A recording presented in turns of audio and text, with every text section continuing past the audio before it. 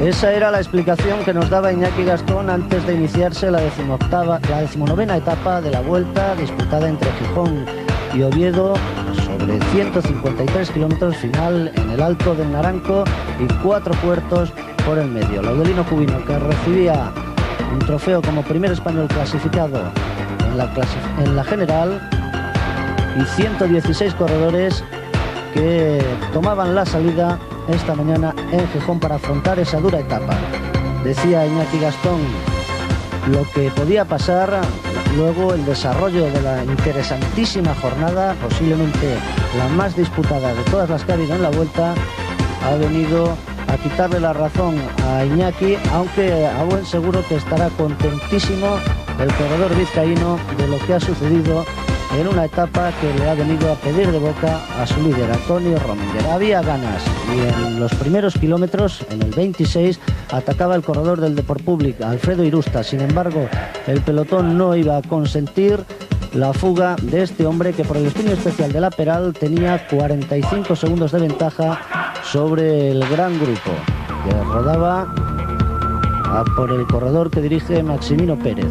No habría hueco en la ascensión a la primera dificultad montañosa del día, el Alto de la Reigada, que pasaba en primera posición a Alfredo Irusta, pero tan solo con 28 segundos de adelanto sobre un grupo encabezado por Antonio Miguel Díaz, Chozas y Leonid Barrutia, que iba a ser también uno de los protagonistas del día. En el kilómetro 51 se iba a formar, una vez alcanzado ya a Alfredo Irusta, un grupo con distintos corredores de equipos españoles, los hombres del Clash, que empezaban ya a ejercer el control de la carrera. Se llevaba una marcha bastante rápida y se formaba en el kilómetro 51 un grupo con Quevedo, Klimov, Stephen Hodge, Hendrik Redán, Alberto Leonid Barrutia, Marino Alonso y este hombre, Roberto Pelliconi.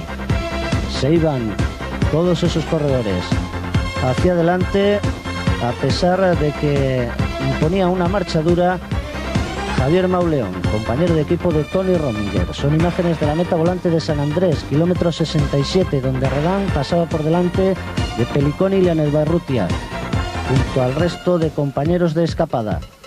El pelotón lo iba a hacer con 1 minuto y 15 segundos de retraso. Todavía quedaban poco menos de 90 kilómetros para el final y muchos puertos que pasar.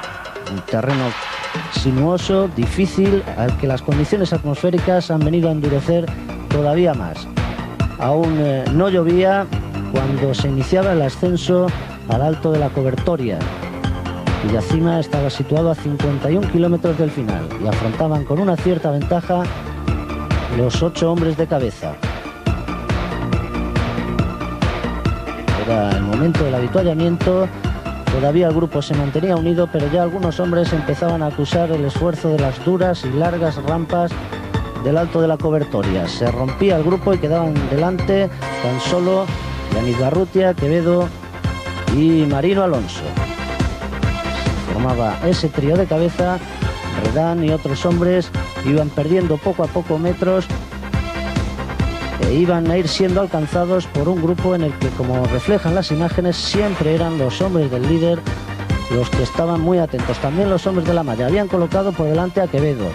Tenían también a otro hombre que se iba a tomar unos metros de ventaja, mientras que en cabeza de carrera Leonid Barrutia era el que abandonaba la compañía de Marino Alonso y de Fernando Quevedo. En esos momentos atacaba Oliverio Rincón y enseguida la vigilancia de un Iñaki Gastón que ha estado realmente fantástico. Se rompía ya totalmente el grupo, del que también saltaba otro hombre de la malla, Vicente Aparicio, que conseguía alcanzar y dejar de rueda a Alberto Leonid Barrutia. Vicente Aparicio por delante, grupo perseguidor con Rincón e Iñaki Gastón. Aparicio, que se quedaba ya en solitario. Los hombres de Javier Mínguez establecían desde lejos la estrategia de un grupo en el que ya los favoritos se iban a quedar solos. Se hacía la selección. Rincón y Gastón también dejaban a Alberto Leonid Barrutia, que había cumplido sensacionalmente su trabajo. Y llegaban los hombres más fuertes: Delgado, Cubino, Montoya, Zule y Rominger, que poco a poco iban limando distancias con respecto a los hombres que llevaban por delante. escasa la ventaja de un Vicente Aparicio, que enseguida iba a ser alcanzado por el grupo de cabeza. Estaban todos los mejores en la clasificación general. Al poco menos de 2 kilómetros de la cima era alcanzado Vicente Aparicio. Se descolgaba ya otro hombre de la malla, Melchor Mauri.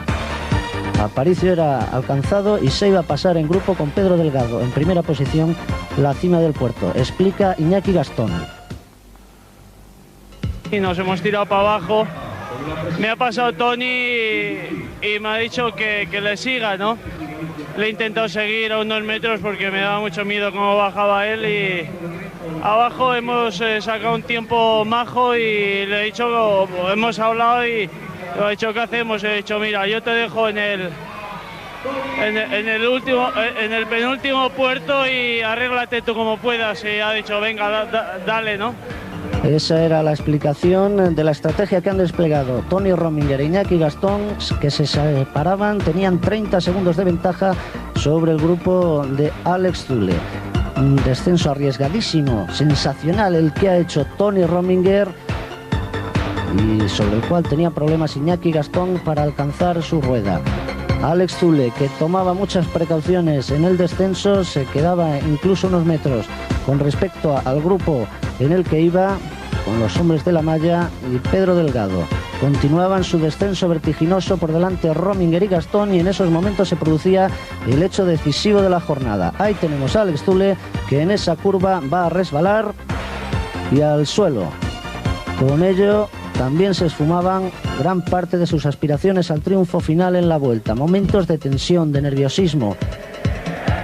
Miguel Ángel Martínez y su coche auxiliar enseguida se iban a atender a Alex Zule, que en un principio no encontraba la bicicleta porque se había ido por el barranco,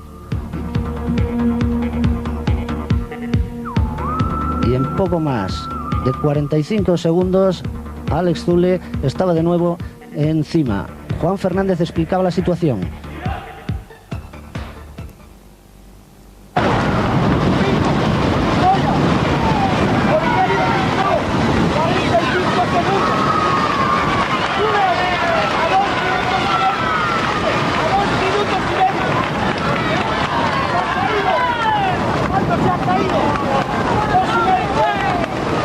Así informaba Juan Fernández a Tony Rominger de cuál era la situación. Se quedaban Gastón y Rominger por delante a 45 segundos el grupo de los Amaya, con Rincón, Vicente Aparicio, Jesús Montoya, Laudelino Cubino y también Pedro Delgado.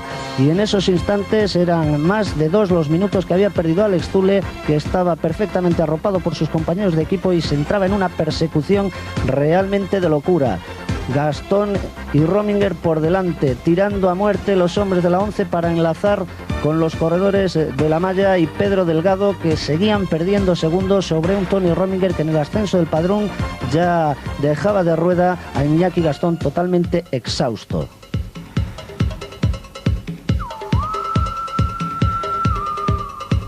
Pero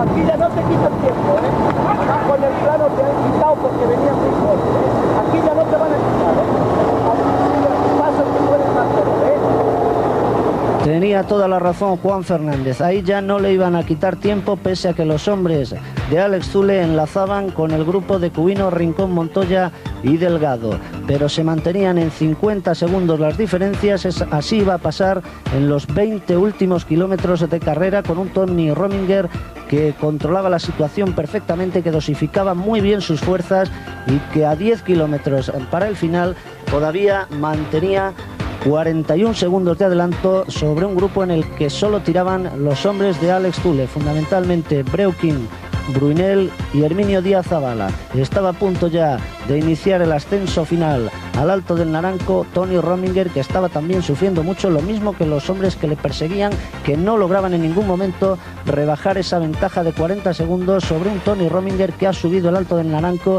en total olor de multitudes, muchísimo público. Realmente sensacional esta ascensión al Alto del Naranco, con Tony Rominger a la cabeza. Estaba además en casa el suizo, que provocaba el delirio de los aficionados, que veían además como Alex Zülle, que tiraba como loco, no rebajaba la distancia. Eran 45 segundos a 5 kilómetros. Ello hacía que perseverara en su esfuerzo Tony Rominger, lo mismo que un Alex Zülle que ha hecho una ascensión realmente fantástica, sacando de rueda a todos los que iban en su grupo. Era animado también el suizo desde su coche. El momento era realmente tenso, pero ya para poco más iba a dar la carrera. Estaba a punto de llegar Tony Rominger y pese al ataque que ha lanzado en el último kilómetro Laudelino Cubino, ya no tendría el bejarano posibilidades de alcanzar al líder de la carrera, que se iba a hacer con su tercera victoria de etapa en esta Vuelta Ciclista a España, y lo que es más importante, con 44 segundos de ventaja sobre Alex Zülle, lo cual le da prácticamente ya todas las posibilidades de triunfo final en la Vuelta. Ahí está la llegada de Tony Rominger, vencedor de la 19ª etapa de la Vuelta a España.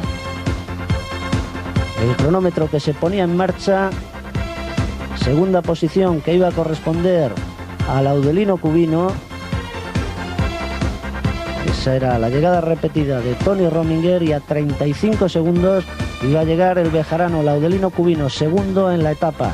Cada segundo era un mazazo para Alex Zülle, que continuaba en su esfuerzo generoso y fantástico por perder la menor cantidad posible de segundos. Llegaba tercero a 44 segundos, acompañado por Oliverio Rincón. A 54 segundos lo iba a hacer el quinto clasificado en el orden de la etapa, Jesús Montoya, mientras que Pedro Delgado perdía 5 segundos más, llegaba a 59 segundos de Alex Zülle, que asestaba así un mazazo casi definitivo en sus aspiraciones al triunfo final en la Vuelta a España. 44 importantísimos segundos que le dejan como líder con 1 minuto y 17 segundos de ventaja sobre Alex Zülle. Un día más vestido Tony Rominger con el jersey amarillo que le acredita como líder de la clasificación.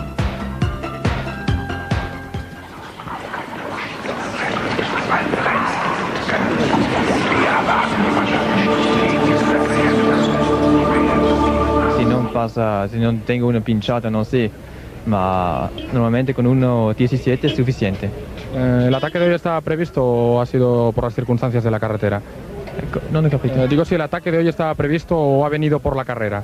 He venido da la carrera, ma ya ayer la noche he dicho a Inaki, mañana si está lloviendo en esta bajada, yo faccio mia bajada un po' rápido y vamos a ver qué pasa. Normalmente con esa diferencia sobre Zülle, que es 1 minuto 17 segundos, normalmente la vuelta está prácticamente decidida ya. Es una diferencia con la cual se puede salir en la contrarreloj con tranquilidad. Va a tener puntuales referencias desde el kilómetro 3 prácticamente, cada 3 kilómetros va a tener puntual referencia, y es 1 minuto 17 que te da tranquilidad.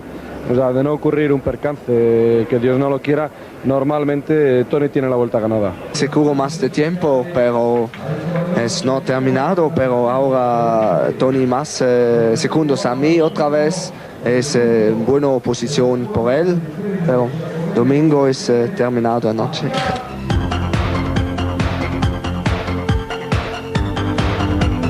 Se queda Tony Rominger en efecto en una magnífica situación después de haber conseguido su tercer triunfo de etapa en 3 horas 59 minutos y 41 segundos, con 35 segundos de adelanto sobre Laudelino Cubino, 44 sobre su máximo rival Alex Zülle y Oliverio Rincón, mientras que quinto ha sido Jesús Montoya a 54 segundos del líder de la carrera, Tony Rominger. En la clasificación de sprints especiales, Asiate Saitov aventaja en 15 puntos a Marco Lieti, tercero es Ángel Edo con 12 puntos, cuarto Roberto Pelliconi con 10 y quinto el polaco Zbigniew Sprug con 8 puntos a 37 del corredor ruso que dirige Álvaro Pino, Asiate Saitov. En la general de las metas volantes, Hendrik Redan ha adelantado a José Antonio Espinosa, ahora tiene el belga 2 puntos a su favor. Tercero, Roberto Pelliconi con 9 puntos a 12 de Hendrik Redan. Cuarto, Fabrizio Bontempi con 8. Y quinto, Alberto Leonid Barrutia con 7 puntos. En la clasificación de la montaña, Tony Rominger es también más líder, 214 puntos por 132 tan solo de Alex Zülle. Tercera plaza para Antonio Miguel Díaz con 114. Cuarto, Oliverio Rincón, que está empatado con Laudelino Cubino con 105 puntos, nada más y nada menos que a 109 de Tony Rominger, que también es líder en la regularidad, 227 puntos por 163 de Alex Zülle. Queda ya tercero Logan Jalabert con 155, mientras que Abdul Japarov cuarto con 115 y Jesús Montoya quinto con 108 puntos.